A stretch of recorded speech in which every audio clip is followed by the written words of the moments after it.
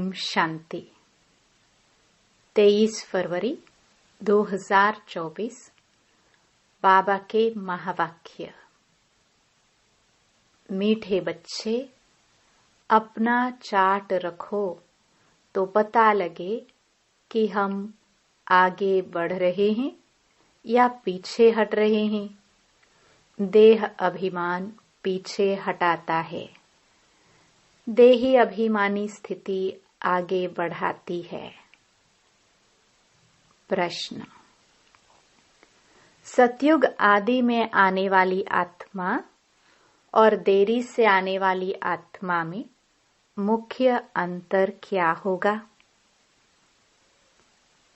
उत्तर: आदि में आने वाली आत्माएं सुख की चाहना रखेंगी, क्योंकि सत्युग का आदि सनातन धर्म बहुत सुख देने वाला है।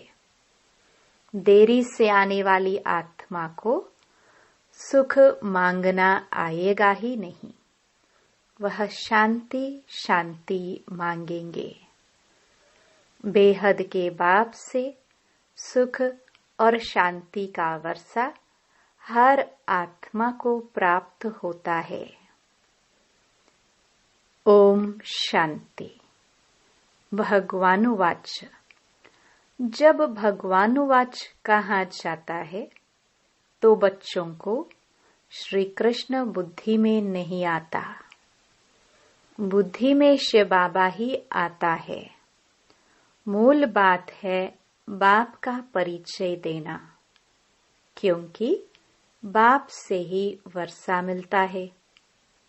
तुम ऐसे नहीं कहेंगे कि हम शिव बाबा के फॉलोवर्स हैं। नहीं, शिव बाबा के बच्चे हैं। हमेशा अपने को बच्चे समझो। और कोई को यह पता नहीं है कि वह बाप टीचर गुरु भी है। तुम बच्चों में भी बहुत हैं जो भूल जाते हैं। यह याद रहे तो भी अहो सौभाग्य। बाबा को भूल जाते हैं, फिर लौकिक देह के संबंध याद आ जाते हैं। वास्तव में तुम्हारी बुद्धि से और सब निकल जाना चाहिए। एक बाप ही याद रहे। तुम कहते हो त्वमेव मातश्च पिता। अगर दूसरा कोई याद आता है तो ऐसे नहीं कहेंगे कि सद्गति में जा रहे हैं। देह अभिमान में है तो दुर्गति ही होती है। देही अभिमानी हो तो सद्गति होती है। कभी नीचे कभी ऊपर चढ़ते उतरते रहते हैं। कभी आगे बढ़ते हैं, कभी पीछे हटते हैं। देह अभिमान में तो बहुत आते हैं। इसलिए बाबा हमेशा कहते हैं, चार्ट रखो तो पता पड़े हम आगे बढ़ रहे हैं या पीछे हट रहे हैं। सारा मदार है याद पर। नीचे ऊपर होते ही रहते हैं। बच्चे चलते चलते थक जाते हैं, फिर रड़ियां मारते हैं। बाबा ये होता है, याद भूल जाती है। देह अभिमान में आने से ही पीछे हटते हैं। कुछ न कुछ पाप करते हैं। याद पर सारा मदार है। याद से आयु बढ़ती है। इसलिए योग अक्षर नामी ग्रामी है। ज्ञान की तो बहुत सहज सब्जेक्ट हैं। बहुत हैं जिनको ज्ञान भी नहीं है तो योग भी नहीं है। इससे नुकसान बहुत होता है। बहुतों से मेहनत होती नहीं है। पढ़ाई में नंबरवार तो होते ही हैं। पढ़ाई से समझा जाता है कि यह कहाँ तक और किसकी सर्विस करते हैं। सबको शिव बाबा का परिचय देना है। तुम जानते हो बेहद का वर्षा एक ही बेहद के बाप से मिलता है। मुख्य है माता पिता और तुम बच्चे। यह हुआ ईश्वरीय कुटुंब।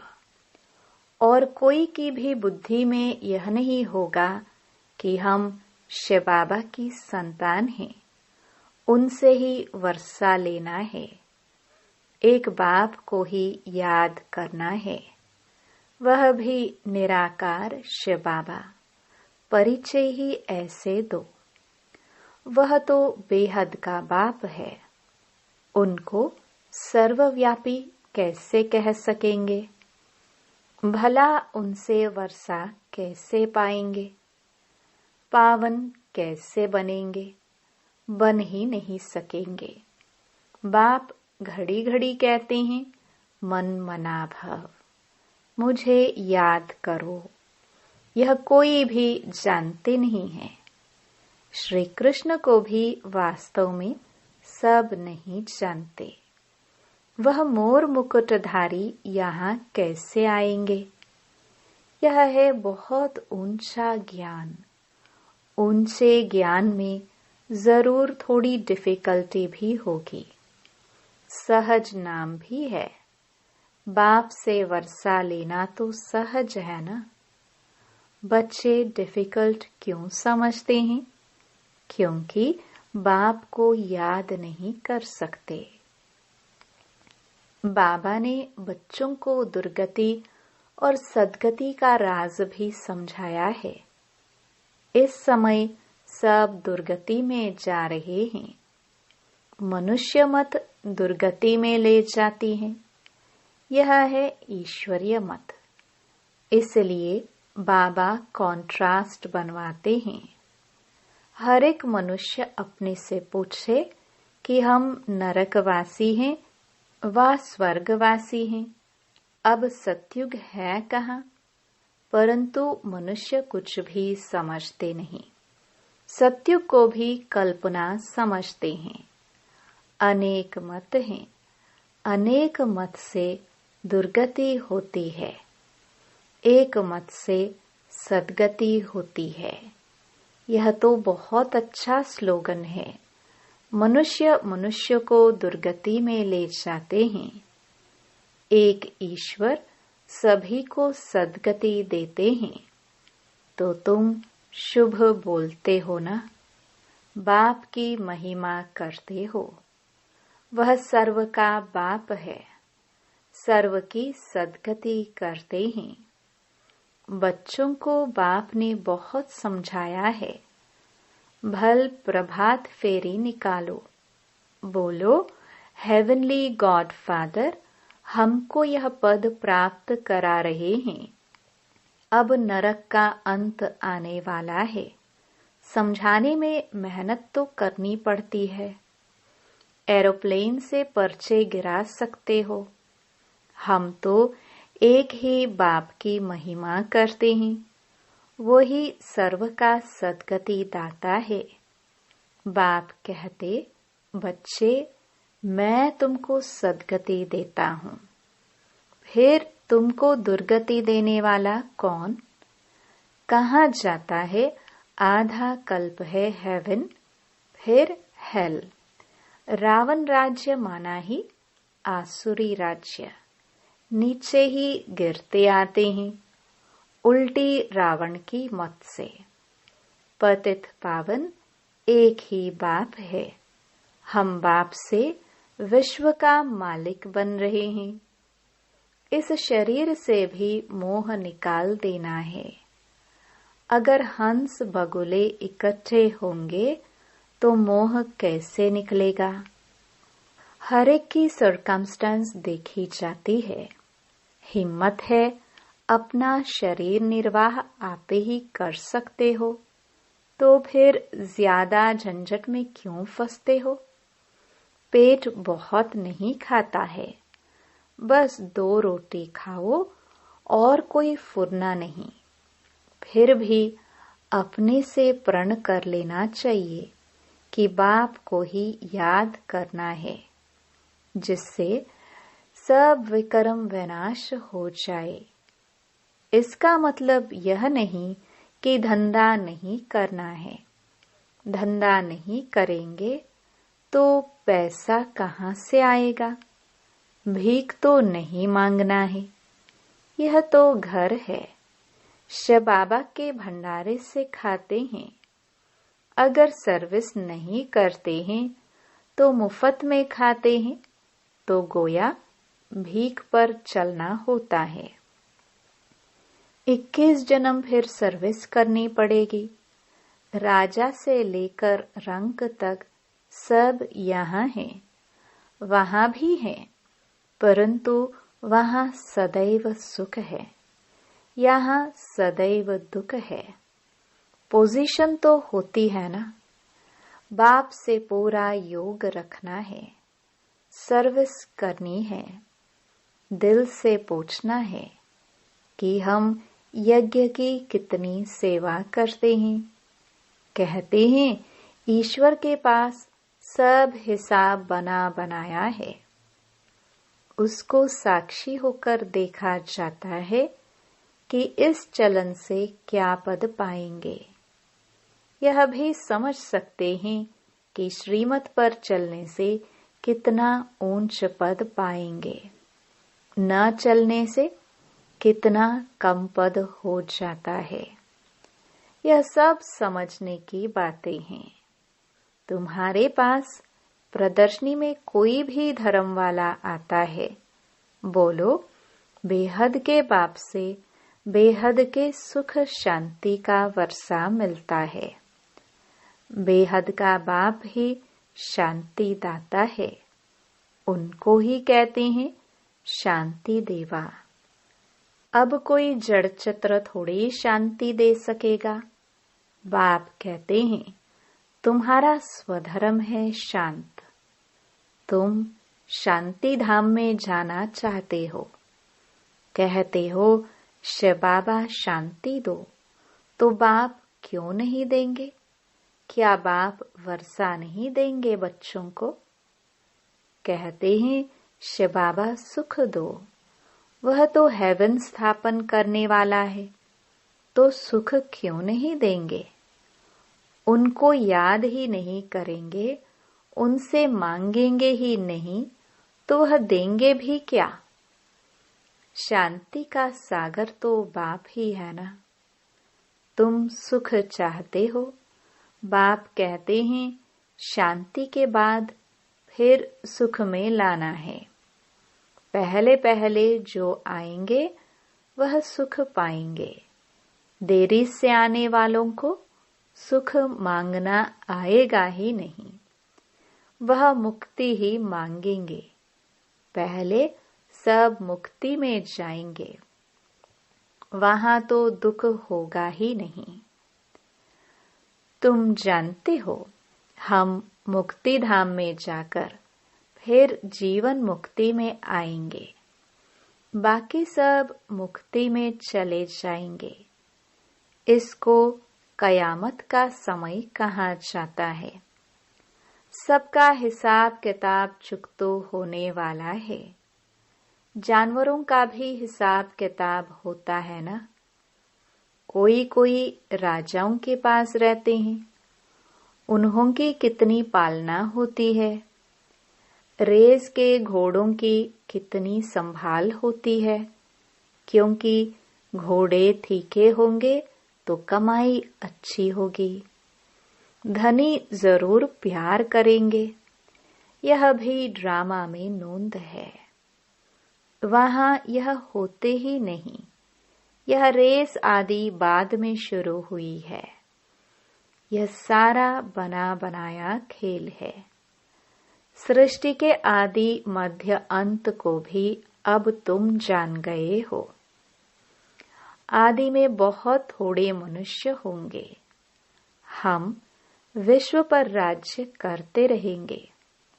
हर एक समझ सकते हैं कि हम बन सकते हैं वा नहीं।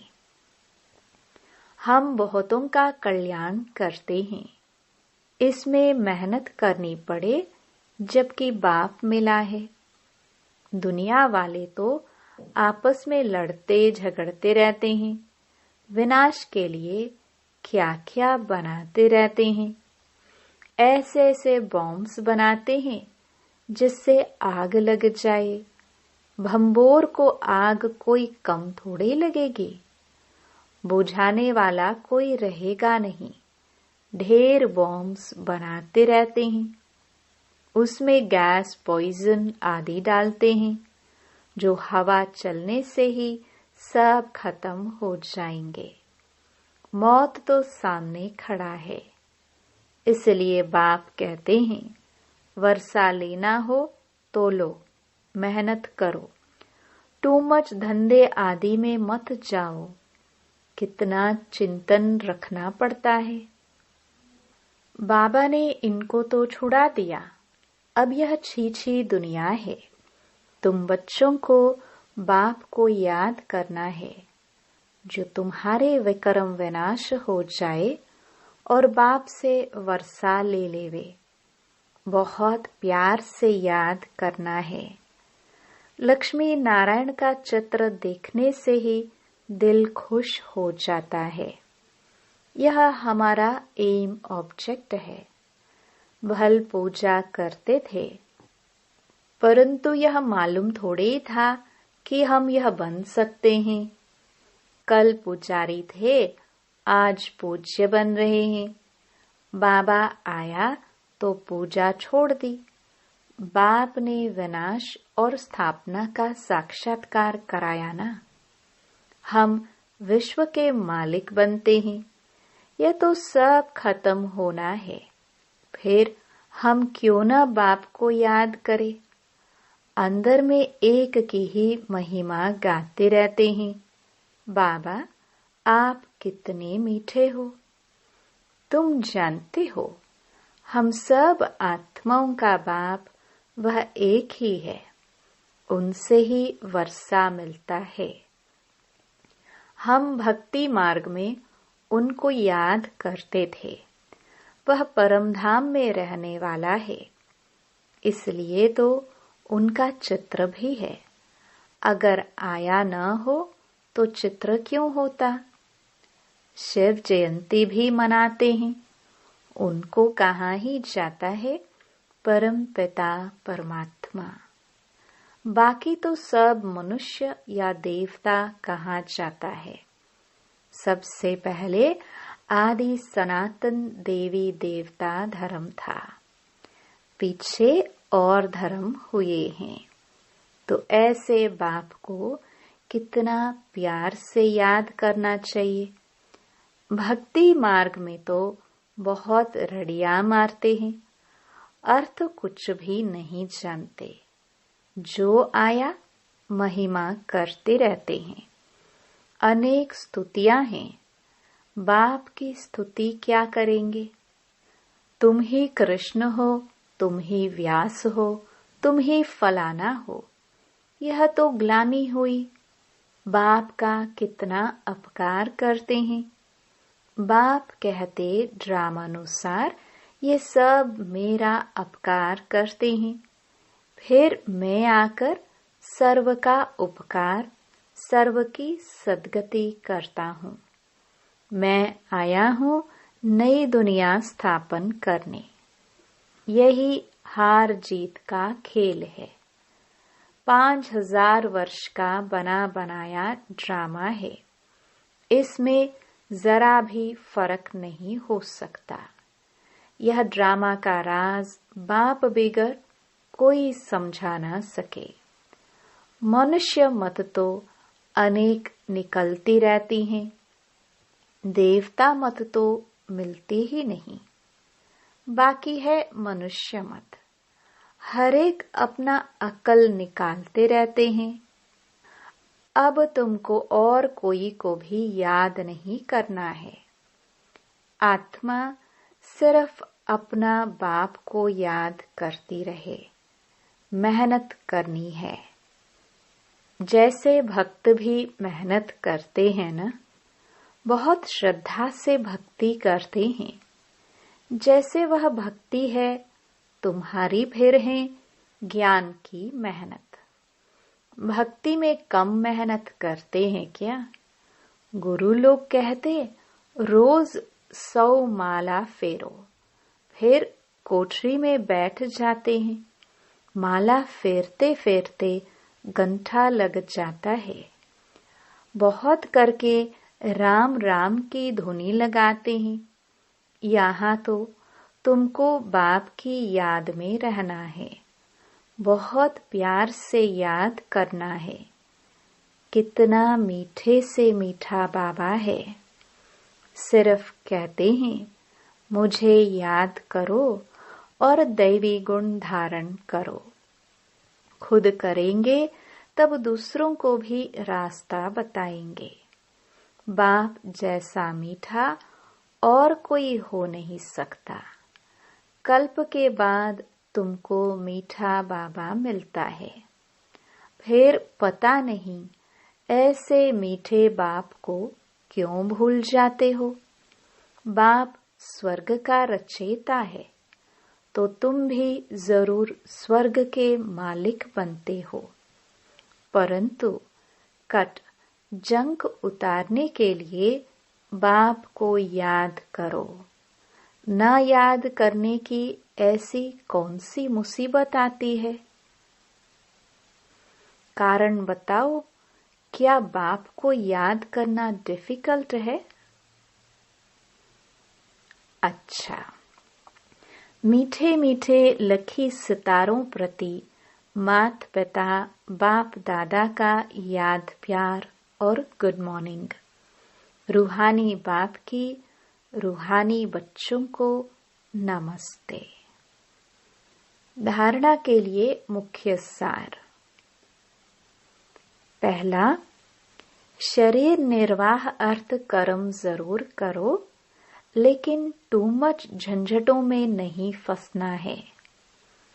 ऐसा चिंतन धंधे आदि का न हो जो बाप की याद ही भूल जाए। दूसरा, अनेक मनुष्य मतों को छोड़ एक बाप की मत पर चलना है। एक बाप की महिमा गानी है।